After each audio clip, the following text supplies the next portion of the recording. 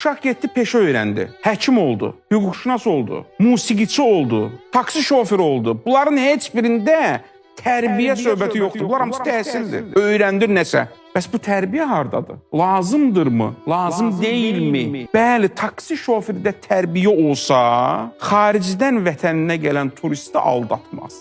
Aldatmaz.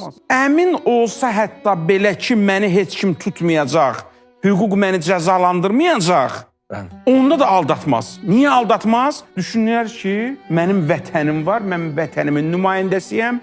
Bu taksi şoförü gedəcək, aldatdığım taksi şoförü. Orada öz ölkəsində mənim ölkəmi pisləyəcək. Bunun adına deyirlər tərbiyə. Bu artıq təhsil söhbəti deyil. Bəli, bunun da kitabları var. Tərbiyənin də kitabları var. Şübhəsiz. Tərbiyənin də kitabları var. Adı əxlaqdır. Yaxşı. Bunu deyirəm ki, bizim ailələrimiz, valideynlərimiz heç olmasa da bir 5% buna diqqət ayırsınlar da. Repetitor tuturlar təhsilə. Bir dəfə də repetitor tut tərbiyə üçün, əxlaq. Sonra uşaq böyüyəndən sonra, boya başa çatandan sonra valideynə qarşı hörmətsizlik eləyir. Onda ayılır ki, sən demə, bu da lazımmış. Onda da gec olur.